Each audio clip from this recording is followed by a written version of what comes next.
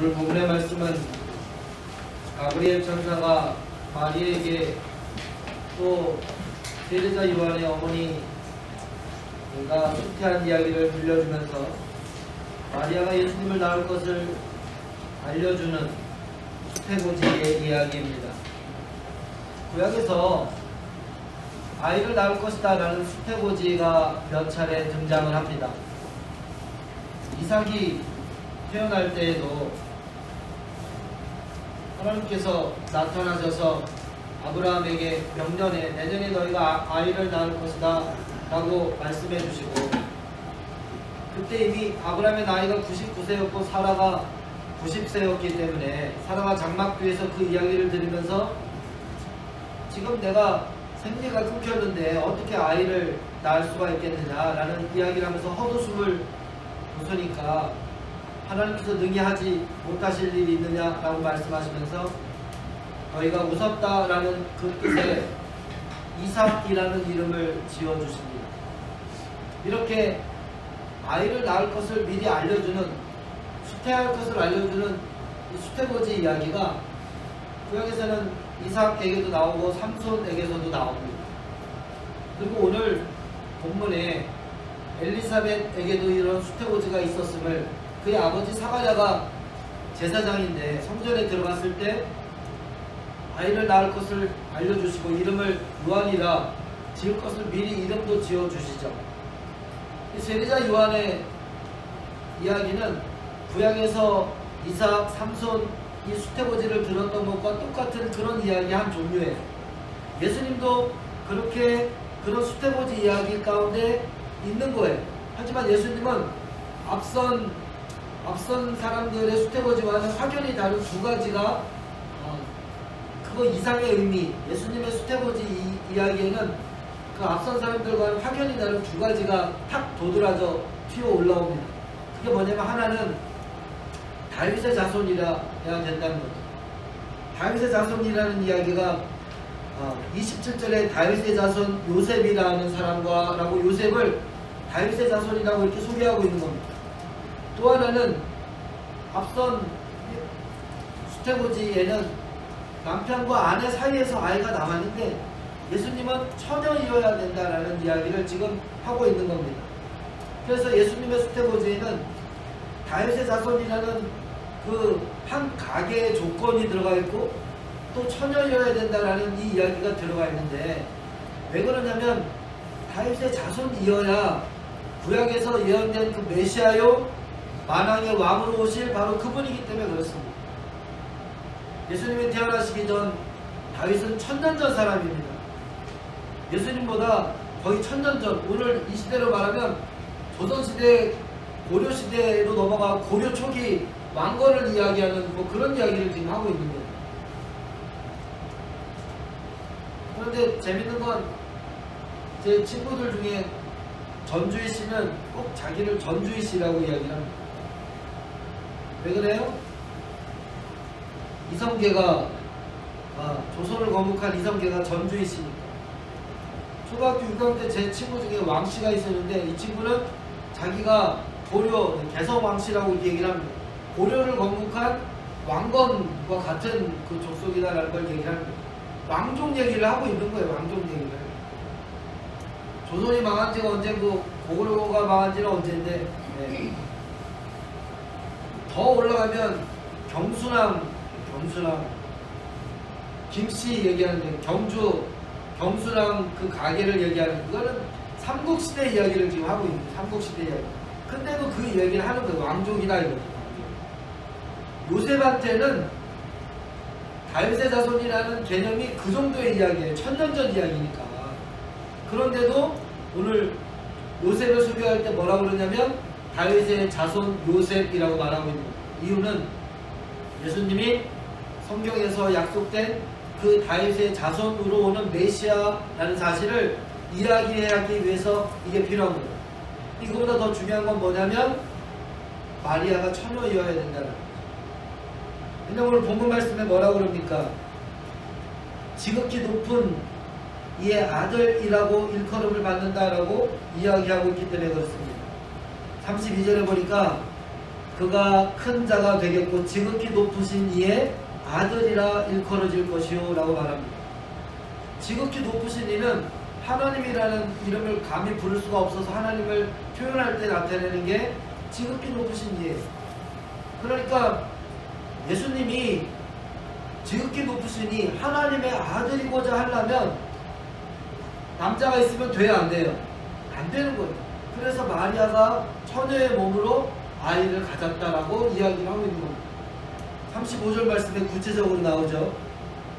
천사가 대답하여 이르되 성령이 내게 임하시고 지극히 높으신 이의 능력이 너를 덮으시리니 이러므로 나실 바 거룩한 이는 하나님의 아들이라 일컬어지리라. 예수께서 하나님의 아들이라 일컬어지기 위해서는 예수님의 어머니가 되는 그 마리아의 처녀성에 대한 이야기가 아주 중요한 겁니다. 그래서 천사가 나타나서 네가 아들을 낳을 것이다 라고 얘기할 때 마리아가 내가 남자를 알지 못하고는 어떻게 나한테 이런 얘기를 합니까? 라고 그렇게 이야기를 하고 있는 겁니다. 지난주는 세례자 요한이 이야기의 중심에 서서 예수님을 증거했다면 오늘은 마리아가 그 스토리의 중심에 있는 겁니다. 마리아가 나타나서 천사와 이야기하고 있는 그 장면이 오늘 본문의 이야기입니다. 우리 성경에 그 번역하는 과정 가운데서 고대 사본 가운데 들어가 있는 것도 있고 들어가지 않는 것도 있어요. 성경은 원본이 없습니다. 성경은 전부 다 사본만 남아 있습니다. 그런데 그 사본이 남아 있는 그 성경 가운데 어떤 사본에는 들어가 있고 어떤 사본에는 안 들어가 있는 게 있어요. 그러면 그 더 오래된 사본을 기준으로 해서 그 말씀을 이제 근거로 해서 삼는데 사본들이 최근에 쓰여진 건 아니에요. 사본조차도 2000년 전에 쓰여진 책들이니까. 그런데 그 다른 우리 성경에 나와 있지 않은 그보다 조금 후대에 쓰여진 성경 사본에는 28절 말씀에 천사가 그에게 들어가서 이르되 우리는 은혜 받을 자여 이렇게 나오잖아요. 근데 다른 사본에는 거기에 한 글자가 더 첨가되어 있습니다. 은혜 받을 자여 라는 그 말 이전에 하이레라는 말이 첨가되어 있어요. 하이레라는 말은 기뻐하라, 기뻐하여라 라는 말입니다. 기뻐하여라 은혜 받을 자여 평안할지어다 주께서 너와 함께 하십니다. 이렇게 본문이 나가는 거예요. 그래서 그 기뻐해라 라는 그 기쁨에 대한 이야기가 그 뒤에 쭉 설명식으로 그렇게 본문이 기록되어 있습니다. 가톨릭은 마리아가 어떻게 하나님을 낳을 수 있는 자가 되었는가 라는 그 본문을 28절 말씀에서 답을 찾습니다. 은혜 받을 자여, 은혜 받은 자여. 마리아는 특별한 존재이기 때문에 은혜를 받은 자이고, 마리아는 비범한 여인이기 때문에 은혜를 받은 자이고, 마리아는 보통 여인이 아니었기 때문에 성자 하나님을 낳은 하나님의 어머니가 될 수 있었다. 이게 카톨릭의 주장이에요. 개신교는 그렇게 생각하지 않습니다. 물론 저도 그렇게 생각하지 않습니다. 오히려 카톨릭은 마리아의 비범한 특별함을 강조하다가 어디까지 가냐면 마리아는 죄가 없다. 그리고 마리아의 처녀성은 영원하다. 이렇게까지 지금은 이제 갔어요. 교황이 그렇게 말했기 때문에 고치지도 못해요. 교황이 말하면 성경 위의 법이기 때문에 그걸 못 고쳐요. 근데 성경에 예수님은 마리아가 그 다음에 예수님 낳고 난 다음에 요셉하고 같이 살면서 요셉과 마리아 사이에 유다도 낳고 시몬도 낳고 야고보도 낳고, 그래서 예루살렘 교회 초대 목회자는 예수님의 동생 야고보가 최초의 교회인 예루살렘 교회 담임 목사였거든요. 성경에 나오는 이야기고 인물인데, 근데 마리아가 영원한 처녀다라고 얘기하면 뭐가 되는 거예요? 이게 말이 안 되는 거거든요. 물론 본문에 있는 이야기는 전혀 정말 그렇지 않다는 거예요. 물론 본문에 있는 말씀은 마리아가 비범하기 때문에 비범한 일을 감당한 것이 아니다라는 것을 말하고 있는 거예요. 오늘 본문에 있는 이야기는 오히려 마리아가 너무나 평범한, 지극히 평범한 소녀였다는 것을 이야기하고 있는 겁니다. 역사상 수많은 어나운시에이션 수태고지를 수많은 화가들이 그림을 그렸어요. 그 수태고지 가운데 중세 때 대표적인 작품 몇 개를 보도록 하겠습니다. 하나는 보티첼리의 수태고지입니다.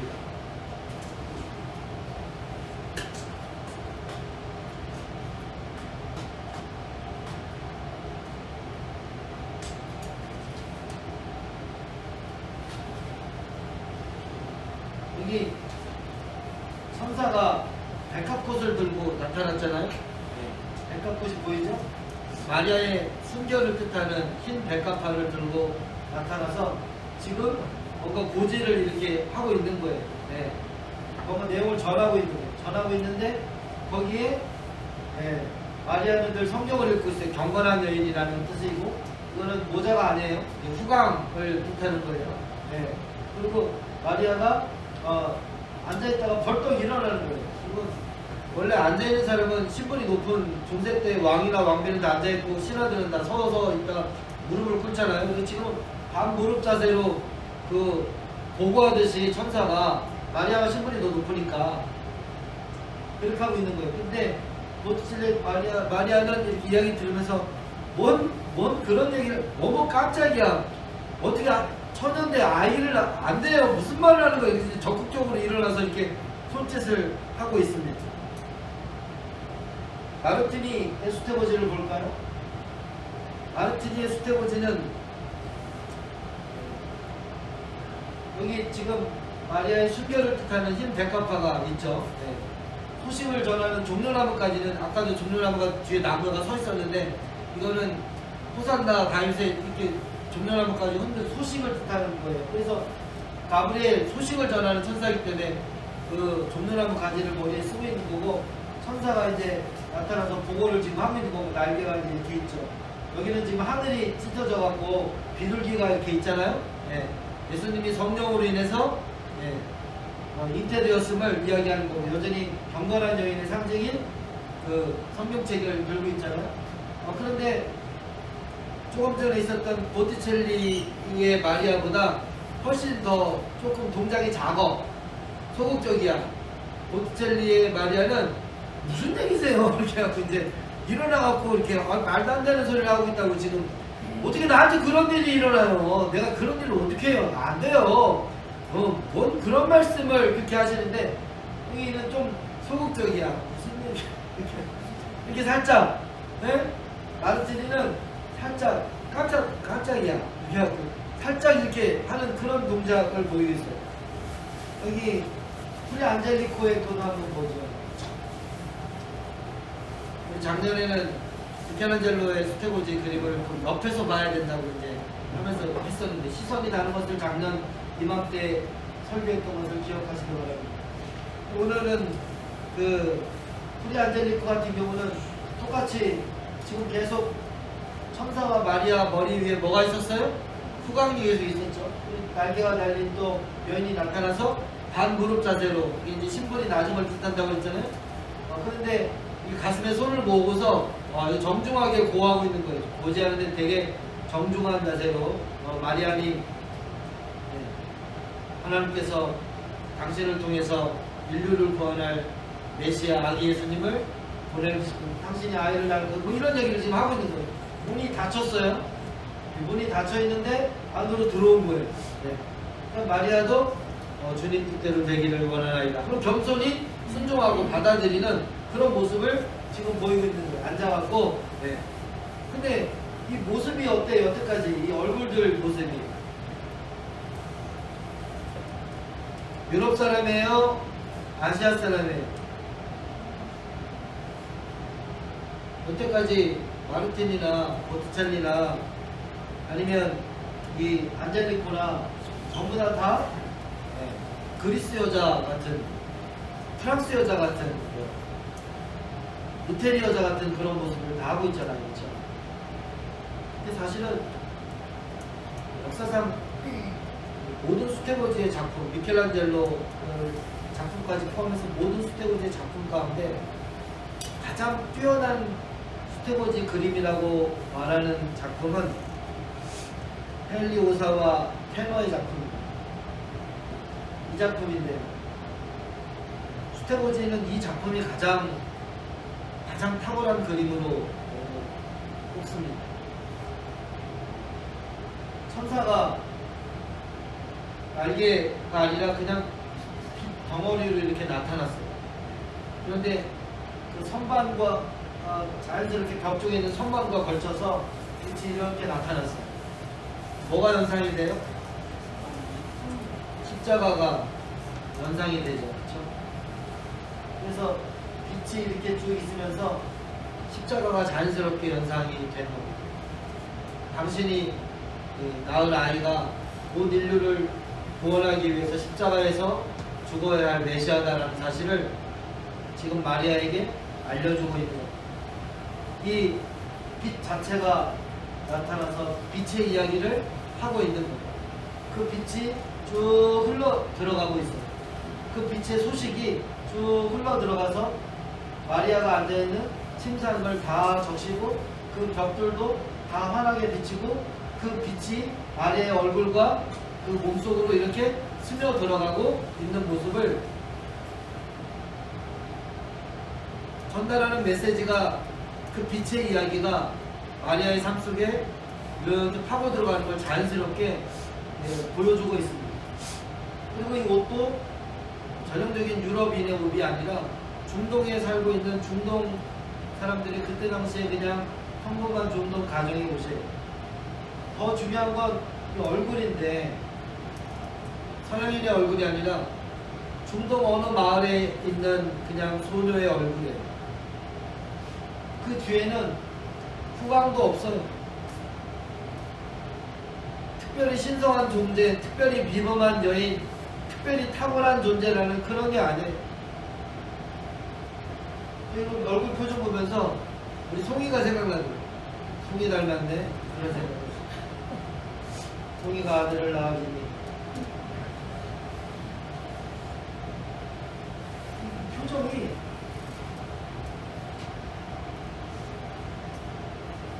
깜짝 놀래서 오늘 본문에 있는 말씀 두렵고 놀랍고 어이가 없고 그러면서도 거부할 수 없고 받아들여야 하는 이런 복잡한 그 심정을 그대로 다 들려보내고 있는 이렇게 주목하면서도 이렇게 바로 바라보지 않고 이렇게 주목하면서도 이렇게 고개를 반 돌려서 바라보고 있는 그리고 손을 이렇게 모아서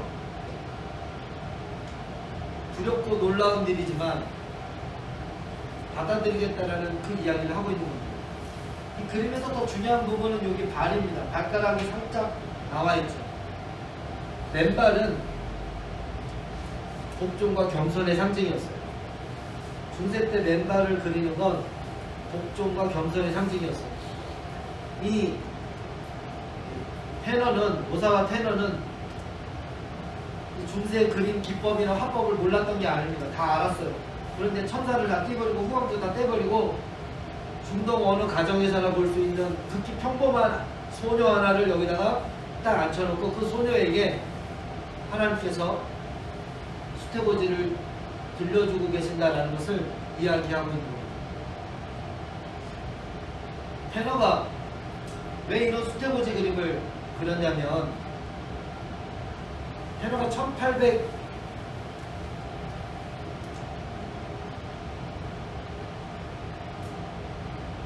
이 그림이 1898년입니다. 1898년에 프랑스에 있는 살롱에서 이 그림이 발표가 된 그림인데 이 테너의 이 아버지는 아프리카계 흑인 감리교 목사님이셨어요. 테너의 엄마는 1898년입니다. 노예가 막 해방되기 시작하는 바로 그 시점이에요. 흑인 노예와 주인 백인 사이에 혼혈아로 태어난 흑인 혼혈아 노예였어요. 노예였다가 해방된 그런 여인이었어요. 그러니까 테너의 아버지는 흑인 감리교 목사님이고 엄마는 노예였다가 이제 막 해방된 흑인 혼혈인이었다는 거죠. 그 사이에서 테너가 태어난 거예요. 테너가 다니던 그 펜실베니아 그 미국 고등학교 그다음에 대학교 그 학교에서의 유일한 흑인 학생은 테너 한 명밖에 없었어요. 나머지는 다 백인 학생들이에요. 흑인이 그림을 그린다는 것 자체가 말이 안 되는 소리예요. 흑인이 예술 활동을 한다는 것 자체가 정말 어이없는 일인 거예요.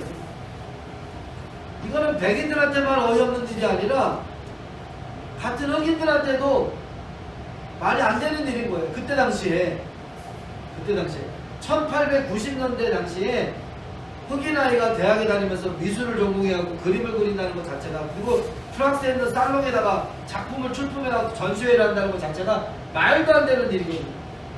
이 테너를 바라보는 흑인 사람들의 시선은 너는 뭔가 비범하고 너는 탁월하고 너는 우리 가운데서 뭔가 큰 혜택을 받았고 뭐 이런 시선으로 바라보는 거예요. 너는 우리랑 달라 이렇게 얘기하고 있는 거예요.